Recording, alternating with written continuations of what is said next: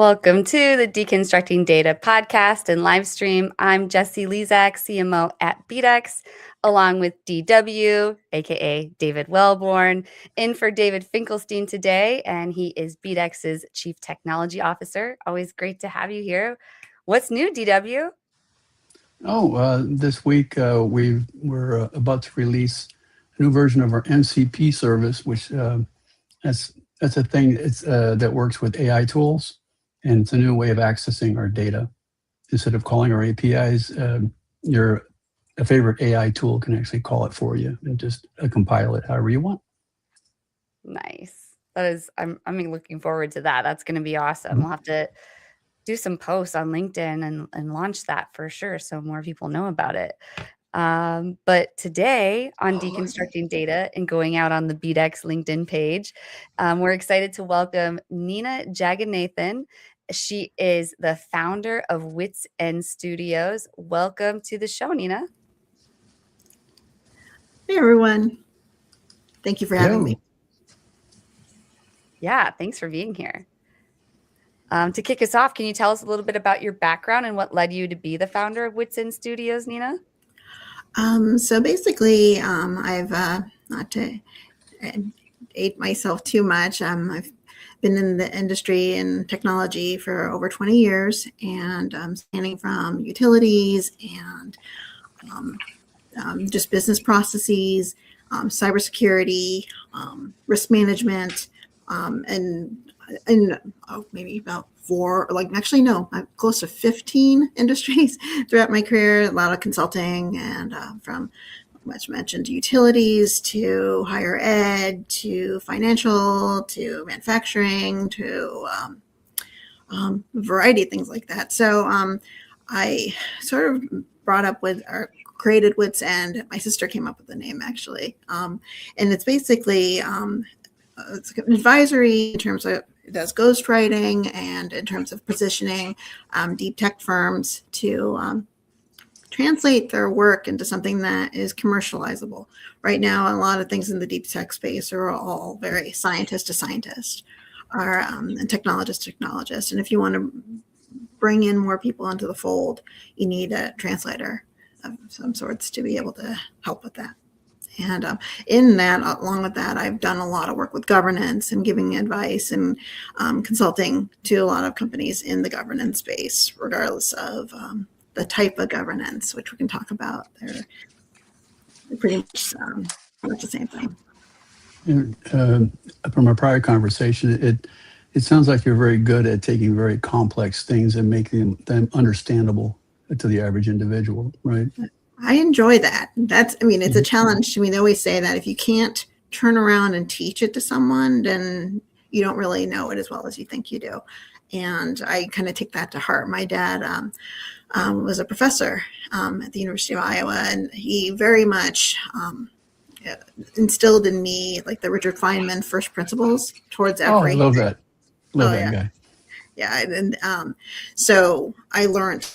So it's basically, if you don't remember anything, remember the fundamentals, and it will get you where you need to go. And that's the same thing how I explain technical and like super uber nerdy concepts to people that don't have that background, and make it so that it's palatable and they can turn around and explain it to other people and kind of propagate that, making sure that, knowledge shouldn't be gatekept. And I try to do my small part in helping towards that, helping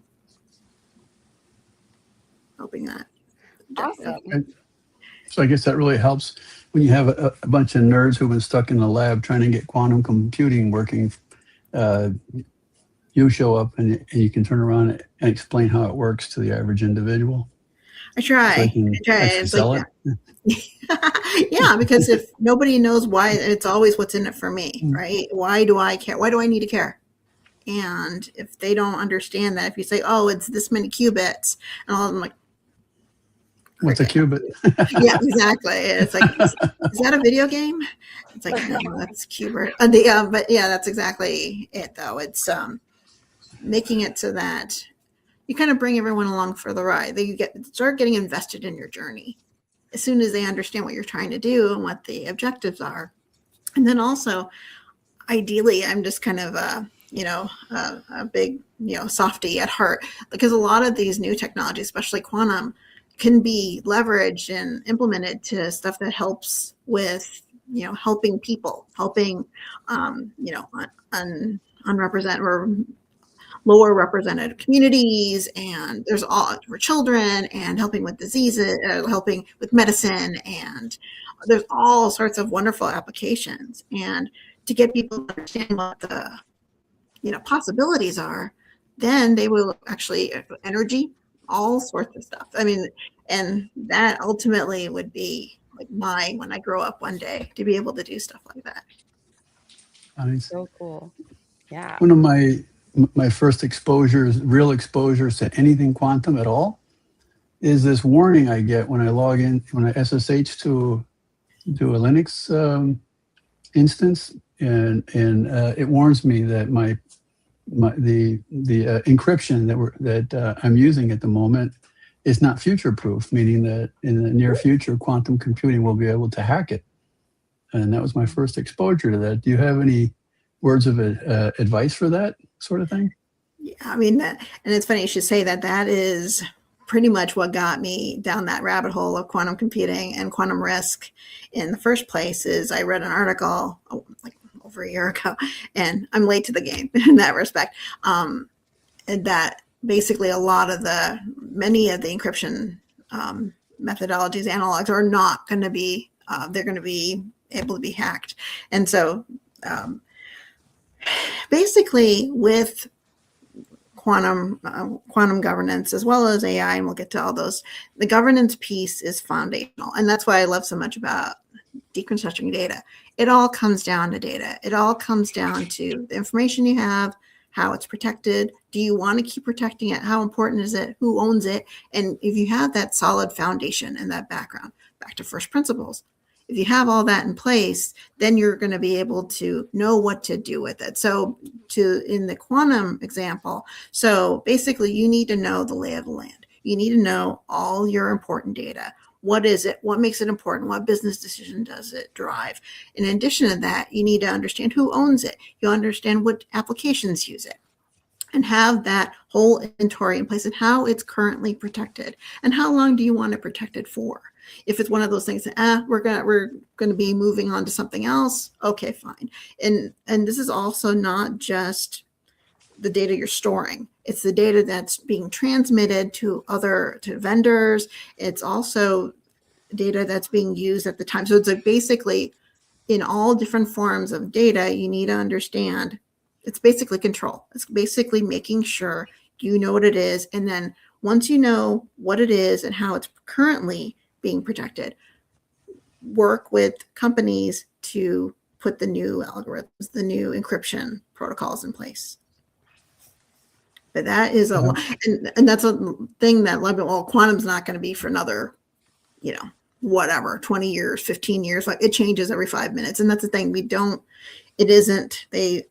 a lot of advisement about 2029, a lot of advisement 2030. And the thing is, in a lot of companies, it's going to take that long just to figure out everything. And then also, I mean, that's all just IT. If you have like manufacturing, or if you have other like legacy, if you're in a utility space and you have these legacy tools that are all black box, that are stuff from like the 60s and the 70s, and you don't even know what data is in there or being stored, that is also at risk. You have to go in with these governance, with these quantum activities, and assume it's already been compromised. Assume that it's already been, that there is, it's already gone. So, because people, what they're doing is called like harvest now, decrypt later.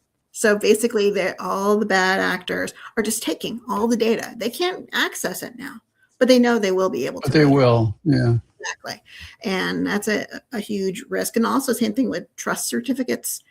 Basically the same thing. They'll just grab all those too, and they'll know in the future they'll be able to access it. And not enough companies are understanding that, and they think it's a future problem and all that other stuff. And so the cow's already out of the barn. Oh yeah. In that respect.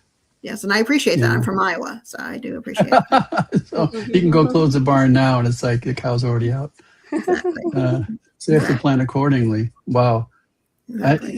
That's eye-opening, because I hadn't really thought about that. I thought we had time, but we don't really, because people may have already like sniffed, all they need to figure stuff out if we don't change something. Right. You said something about how long you hang on to data and stuff like that. That's really critical too. My personal information was released into the wild from a company, a well-known phone company, which I won't say who it is, but it's the biggest one, so you can figure it out.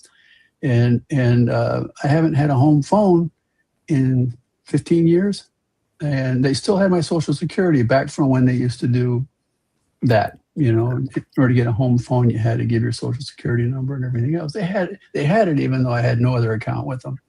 And they a couple of years ago they got hacked and it got out. Can you believe that? That's a very good example of you shouldn't have data you don't need anymore. Right. So, right. And totally get it. Yeah. And like I said, it's still, I mean, there's varying opinions on when it's going to, there is no Q day. And like people like to have a marketing thing. It's like, oh, it's like, all of a sudden Arnold Schwarzenegger shows up. It's not going to be like that. It is whenever they're able to decrypt your stuff. And in a lot of cases, and a lot of companies, they have a decent amount of data governance, but not to the level of encryption, not to the level that we need to protect against these, the quantum proof cryptography. And also, like I said, I mentioned before about vendors. When you are sending stuff out to vendors, what are they doing with your data? Are they protecting it? Like you had mentioned earlier about like making sure, like the Linux example. So there's multiple prongs that you need to consider. Mm-hmm. And it's out there. Quantum is out there. In Ohio, I see in the news, the Cleveland Clinic, we're the home to the first IBM quantum system. And then there's the IBM quantum data center. So, I mean, there's healthcare using it, financial services are using it. So I think it's interesting to hear that, there are people out there that think it's 20 years away because it's here, it's being used. Right. Yeah, well, AI has been around for a while too, until they suddenly had this explosion due to the large language model, and now look at it. So really, quantum computing is, it seems far away, but it only needs an inflection point like that for it to explode. Right, exactly, and it's that's the thing too. It's like with quantum, with AI, the same thing. It's the thing that's frustrating with me when I run into some clients. They're of the mind that it's fine. Even with, I know we're going to get to AI. I'll hold that story till then. But like in quantum, they're like, oh, it's fine. It's not going to happen. We don't have to worry about it. And they just either that or they don't understand the enormity of it. And it's something that will happen. But like I mentioned before, I would love to meet the company that has everything lined up, everything, like all their data. They know exactly who owns it. They know exactly what business decisions it ties into. They have all that stuff, set up already. And that is awesome. Most companies don't. And they're also, like we were talking about banking at one point. So it's like just your online banking, all of that stuff could be something that is at risk. So it's something for companies to consider. So what would you, what is a person supposed to do? It's a real question. I'm not just saying, let's ask this question for the point of this podcast. I got a ton of data. And we have a ton of data in the BDEX. And if your assumption is, or the safe assumption is, all the encrypted data that we have has been parked somewhere, let's say, and people are going to figure out how to, decrypt it using a quantum computing. What should I do now to prevent that? Or how can I minimize that impact? I mean, I think we have to, even though we go with the assumption that it's being harvested right now, we can stop the bleeding. And the best way to do it is start doing that inventory. It's called the C-BOM is one of the acronyms for it. It's cryptographic book of materials. So it's basically understanding the lay of the land. What are all your data? How is it being protected? Who owns it? What business decisions drive it? And having that full access to everything. Start doing that. That alone is going to take a lot of companies a couple of years to do. And it's going to take time and effort. But that's the best thing that you can. And then start working with your vendors to find out what are they doing to protect the data that you send to them. So speaking of vendors and whatnot, do the NIST standards apply when it comes to quantum computing? They have their whole set of quantum stuff. Got it. Yeah. And then also, they've done quite a bit with that too, as I've been nerding out on that. Interesting. Yeah, I mean, a lot of quantum scientists get a little bit irritated, rightfully so. They've been talking about this for a long, long time ago, like decades. And people like me are like, "Oh, do you know there's a problem?" Like, we already knew. Yeah. We're all been, this whole time we've been yawn. Yeah, that's a Jetsons thing. We're not going to worry about that now. Right. Exactly. And super frustrating. Yeah. Well, we naturally covered, without even kicking it off, preparing your data for the quantum era. So before we get into the next topic, which is AI governance in a rapidly changing landscape, is there anything else you'd like to add on this topic, Nina? Basically, just the thing is also another thing that companies don't realize is anything that I'm suggesting in terms of quantum, it is a good idea to do regardless, even if quantum wasn't around on the horizon. It's good to have full control over your domain, and it's not enough companies spend enough time on it, to be honest. So I think it's a good practice regardless to get your house in order. Well said. Absolutely. All right. Great convo so far. Let's get into the next topic. AI governance is in a rapidly changing landscape. Talk to us about that, Nina. This one's been fun. I've talked to a lot of people about it, and it's been a varying spectrum of approaches towards it. Some are taking it very seriously, and they're adding the governance piece to it, which needs to be there. It's and putting in strict guardrails and having policies and all this other stuff, because ultimately governance, whether it be AI, whether it be quantum, or it be just security in general, it could be anything. Governance is governance is governance. And it's understanding what your data does and who owns it and what happens if something goes wrong or what business decisions. It allows you to, and understanding the changes to data, what are the business impacts, all this stuff. And AI especially has another angle, is if basically who owns it, and what if something goes wrong? What if AI does an AI thing and drifts or hallucinates and makes decisions that isn't what is intended? Who is the human in the middle? Who is making all? And so basically, I've seen a lot of companies that think that, oh, well, we'll just write a policy. We'll do some, a version of a trust fall exercise, and it's like, oh, we'll just throw a ball around a room and just like, okay, what's a AI term, and let's make this fun little party, and that thinking that's efficient.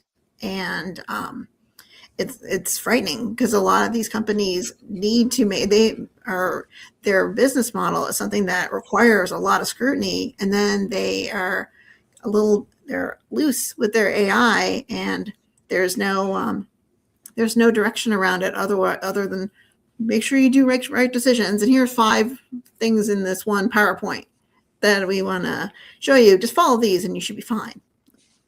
And the number of companies I've seen, like in Instagram and whatnot, I think I made a post on this on LinkedIn, because I went full Karen on this one. And they said, like, the advertisement that they use is, the scenario they painted was, okay, if you are having a conversation with your manager and you don't know what to say, or he or she asks you for feedback on some presentation or some material, upload it into our system and we will give you advice. So in other words, go ahead With and put icons, yeah, sure, why little not? icons, yeah. My mind. I was like, what? I ran to the comments there to like, I want DM them. I'm like, no, you do not do that. You do not advise anyone to do that. And so yeah, so when companies that don't have proper governance in place, or they think, oh well, just employees will do the right thing. I mean, nobody's going to upload their proprietary information with bad. I mean, some might have ill intent, but some of them are just trying to do their jobs and they think this is a way to help them. So nobody has any bad intentions to do it. They just don't know any better. And that's the thing with governance, and a strict governance about making sure everyone is educated and they have something in place other than, like I said, the trust fall exercise. Oh, we'll just do this over drinks. No. Well, Yeah, I tend to get off. So like an example, AI governance. Are you talking about like I've heard companies using a hosted version of Claude, for instance, versus using Anthropic's direct APIs? Is that something that would fall under? Is that being done because of AI governance? It should be. I mean, there should be rules and the AI policy should talk about, like, at a high level, do's and don'ts. And then also the standards are like, these are the lists of things. And if there is a new venue, a new way to that they'd like to leverage AI, goes through some sort of committee or some deciding, like some decision-making body. And that is the process that the governance puts in place, as well as, once again, back to data, knowing what the inventory of, like hygiene, pretty much, good habits. And it's like, but understanding where all the data, what data is being used by AI, in what tools, in which way, and what business decisions are being driven by it, who owns it, and if something goes wrong, what was it? And if something goes wrong, what's the kill switch? What do you do to stop it? What do you do before it starts sending out transactions? What do you do if and having like a risk-based approach? So if this particular proposal, this agentic AI component is hitting this data, which is high risk, and it's doing this and this and this, then a governing body should weigh in on how it should work and the level of involvement they should have, and how it works and how it gets run and who is monitoring it. And the same thing is, this is some small thing I'm running on, looking at various documentation on my SharePoint site. Okay, no, and it doesn't do anything. It just reads stuff. Okay, fine. Like that type of thing. And having that discernment is important. That's the part that governance has to put in place and be educated on. And a lot of companies aren't realizing it. Right, so like what data is being used by AI, inadvertently, I guess an employee could upload a customer's sensitive data or something in the process of doing their job. Yep, absolutely. That's valid. I love the question, who owns it? So you have a developer, he uses AI, or he or she uses AI, and gets a feature done, and it makes it past QA somehow, yet there's some insidious bug, in production. We decided it was always going to be the developer's fault, no matter what, because they're the ones that use the tool. They should have checked it if it made it out and it was reasonable enough to catch. What are your thoughts on that? I mean, it is a totally different animal. The thing is, I would love a lot of companies to consider, because a lot of times when you run something over and over again, AI does drift. So is this the type of thing that the responses change each time you run it, or after like 10 times it starts doing something wacky?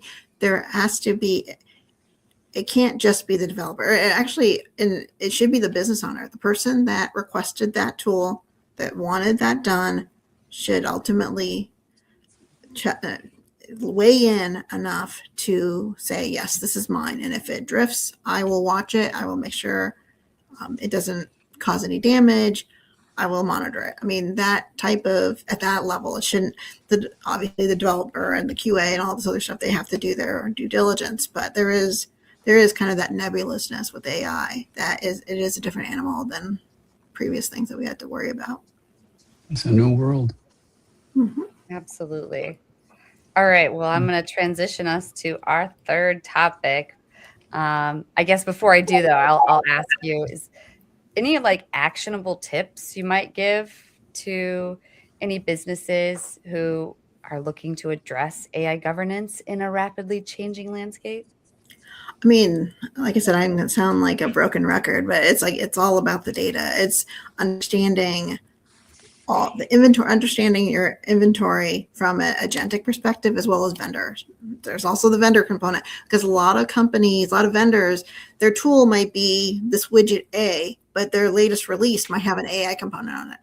So third-party risk management is also key, because you have to, whoever's running that has to keep an eye on if the features in that tool have evolved to include AI, and what are they doing with your data. And sometimes it get just added and they don't necessarily tell you, or they don't make it clear that that's what's going on. So to answer your question, inventory, understanding from an agent perspective, what tools you're currently using, what does it touch, who owns it, all that, get that book of materials in place. And same with your vendors. So are you, who are these companies, and what data do they touch? And what AI components, if any, do they have that they recently have done, and what do they do with your data? And when you end your relationship with them, what do they return the data? Do they erase it? What do they do, or do they keep it? There was in the news, I forgot what it was. There was some application that makes a big statement of any pictures you upload, anything you do, it will be ours in perpetuity. And That's Facebook. That does it too. Yeah, any Meta product does. And then there are other ones that do that too, and they're very specific. And one of them, I forgot the name, it's not only do we keep your data, in the future, no matter what, we'll always have it. Even if it's like something that, doesn't last on the system, or you immediately delete it, doesn't matter. We've said it over and over again, the internet's forever. So there's a lot of things like that they can use. They train on your data, and your competitors might use the same tool. So there's a lot of that stuff or somebody in their in good faith attempt to get their job done uploads Nina's social security number. Oh yeah, definitely. Yep. Well, we've talked about the opportunities. Oh, sorry, David, were you going to add on to that? No. I just said it's been known to happen. Yeah. Yes. Definitely. So we've talked about the opportunities with AI, and we've talked about the risks, but none of that really matters if we don't know what data we have, where it lives, who owns it, how it's being used. So let's change into our last topic that's becoming the foundational. It is becoming something it should be foundational for every organization, managing risk through strong data governance. What does that actually look like, Nina, in practice, and where should companies even start? Like I said, the thing that's so cool about I sound exactly, I'm going to repeat myself again. That's the thing. It's like when I was looking at the topics, like, oh god, it's not going to sound the same. But data governance is 100% table stakes. You said at the beginning, you said you bring things down to the core fundamentals, and you build on that, and that's what you're saying each and every time is these fundamentals. I'm sorry to interrupt you. Oh no! You're 100% right. That's what I end up thinking that way, and that's how I explain things too. So data is found, like you said, Jessie. Data is absolutely foundational, and understanding every nook and cranny of it, and understanding the evolution of it, and keeping it super secure, and keeping it quantum secure, like with the encryption that is involved, keeping track of all of that, and having that huge lay of the land, and what decisions drive it, who owns it, and all that good stuff. So, and then also putting risk around it. So how important is this data? And it's like, okay, what risky or what decisions are being made for it and how much impact. And also we can overlay financial or quantitative, which we haven't talked about yet, is, and especially with risk, is like there's also like okay, this is risky because it has PII and this has stuff that we care about. But in addition, how much money would we lose if this got out? How would it impact our reputational risk? All those nuances need to be put into place. And obviously it's not going to be an overnight thing, but it's something that is its own evolution. And it's something that people kind of, oh yeah, we need to do that. And it's like, you know what, better late than never. And a starting point is just starting at, one application. This is how we do it. And each director take care of their own group and just start building this huge, it's like through like data warehousing and data lakes and whatever body of water you want to use, and put all the data in there and just start evolving it over and over again. Because the great thing is being able to make proper business decisions, risk-informed decisions based on that data. And especially when you have that in place, it doesn't matter what comes, any new technology or any new threat, whatever you want to call it, is in place. You'll know what is your impact and how to protect against it. And yeah, I can go on and on about that, but that's pretty much, that's table stakes. I actually wrote down what you said, I have it in quotes here. It says, it's all about the data. And in the cryptographic book of materials, right? I said that right? Yes. Yeah, yes. Good. Yes. I learned so much from these podcasts, by the way. So thank you for that. Yeah, same. And we've got questions in the comments. So what are 3 governance decisions that mid-market companies can make to grow revenue? That's actually really good, because the thing is, like, the challenge is governance is, I'm a huge governance nerd, so I'm going to go, I keep climbing back on that soapbox. I'm going to do it again now. So the thing is, governance is considered a cost center. It's considered there is no revenue associated with it. But the thing is, governance drives business decisions. It actually helps innovation, especially in AI, where you are able to have people trust the data that your agents produce. So David's question in terms of like the three main, I mean, data, number one, and in terms of and then I think, and yeah, and if you want to go in the AI space, absolutely should. Then have the governance around that. And quantum is coming, whether or not it's like getting that stuff.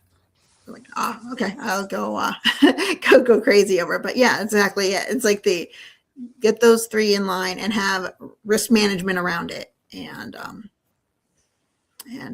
that, hopefully that answers the question. I probably just babbled there, but. Like, I'm still on mute. It's a long question. Yeah. Chris Winters, I'll read it for those listening on audio only. This has been fabulous. You should have your own AI governance masterclass. I've learned so much in a short time. You've really impressed me on that AI governance rests with everyone in an organization. A lot of orgs want to move fast and break things as it were. What are some small steps that can be taken at the developmental level to begin to instill good AI governance behaviors? I think I like this question. So one thing also is companies wait for the directors and the leadership to push forth that, that edict. Okay, you're going to use governance, you're going to do this. But you can do it on your own and have good hygiene and all the good governance principles on your own. So at least your house is in order. So I would say basically do the data mapping on your own. So it's like, okay, what, and ask the right questions. If the business analyst or the business owner doesn't bring it up in the stories and the JIRA stories that you write or whatever, ask those questions. So ask the ones that I've been rattling off. So like, who owns this data? What business decisions does this drive? And if something goes wrong, who is ultimately responsible for shutting it down? And end to end, what are all these components that you need to keep in mind with the design? And just doing that as part of your structure and the approach to the way you develop stuff is going to help, because even if it isn't pushed down from above, you at least are doing your part. So basically you're saying we should design in compliance. Yes, absolutely. And eventually there will be organizations that if you start getting audited, they're going to want to know why you did what you did. And if there's contracts involved in it, or, according to NIST, you're supposed to do this, you didn't, like that type of thing. So be the good steward anyway. Yeah, I was smiling at that last comment that I think Melissa said you should have your own show. And I happen to agree. I paid all these people, by the way. Oh, very good. So just using old-fashioned Google, not AI, I found that you have a website called AI Security Playbook, right? Is that yours? Yes. Yeah, that's mine. Okay, yeah. So that's a good start, I guess, for someone who wants to learn a little bit about it. Yeah, right? It was part of a ghostwriting endeavor. So, yeah, and David's checks in the mail too. And the there you go. but yeah, that was if anyone is interested in nerding out with me on governance and AI security or quantum security. Well, they'll have to reach out to you, and we're going to get to you sharing your contact information here at the end. But before we do, we just had such a great conversation. We have to ask, what are some of your favorite tools that you use in your tech stack that empower you? So what I do, I use AI a little bit differently, or maybe I don't. Maybe it's not different. Maybe I'm just not that special. But this is what I do is I build these little playbooks and processes. Along with governance, I'm also a huge process nerd. So I create these processes and have it create questions and all this other stuff in it. I have it drill me on stuff whenever I want to have an idea for something, or a new agent, or a new process I want to build, or a new book, or a new article I want to write, or whatever. Poke holes in all this in my logic. What am I missing? And I know the running joke is always be nice to your AI tools, because when the robots rise up, you're one of the good if the AI robots won't like me, I'm not that nice. Because I try to make sure, because a lot of the AI agents tend to be very sycophantic, and so they're trying to please you, and that's how it's built. So okay, what am I missing here? What am I doing here? If I'm consulting with a company and I'm thinking, what would be the best way to write a one-pager? What would be a thing? And what would be the most use for people to provide value and educate? What would be the things I'm missing? So I guess I use chat more than I do Claude. I haven't really, and that's the thing also, it's like Claude, and I could be wrong, and somebody in the audience correct me. Claude is you have to validate your identity and show stuff, and that's giving me the ick. So I don't want to do that. And as my stuff's already out there already, and and so I'm trying to avoid that as much as possible.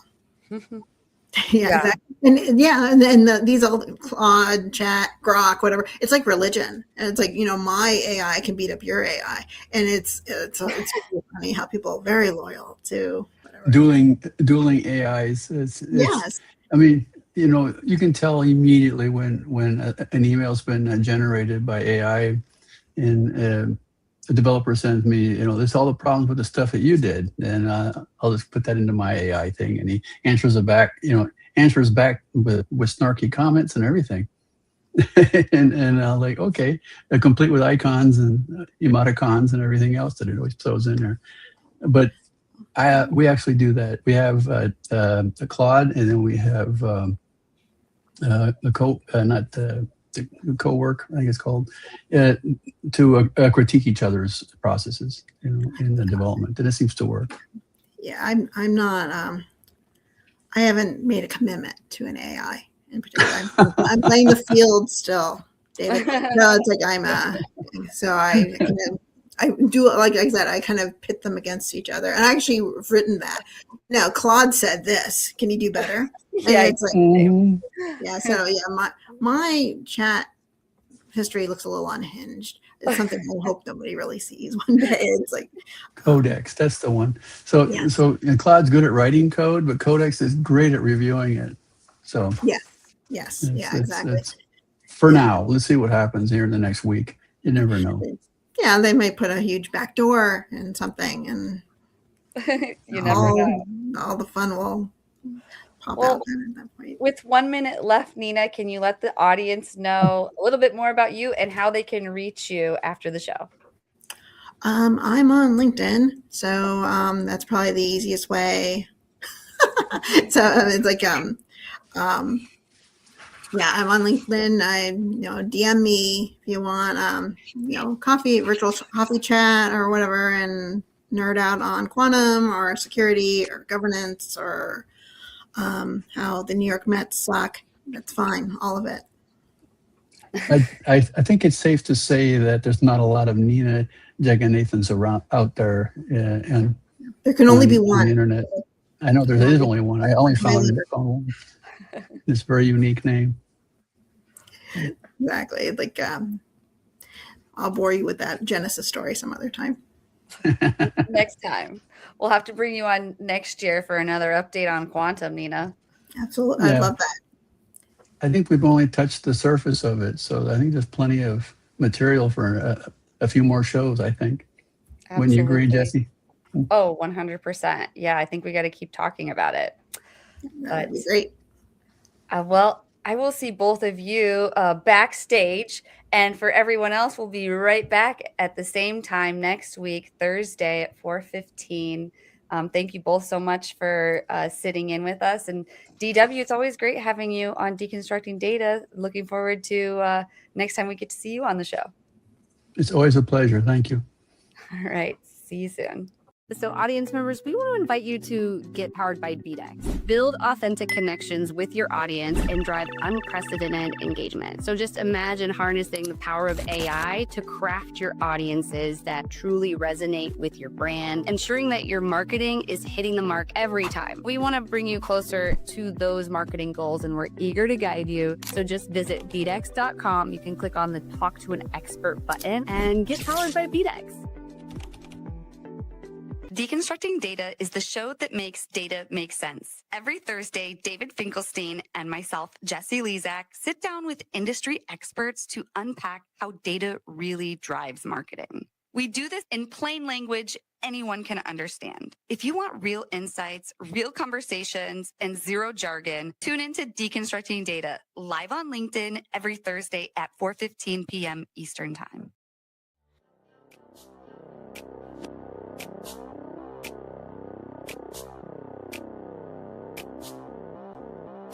Yo, yo, yo.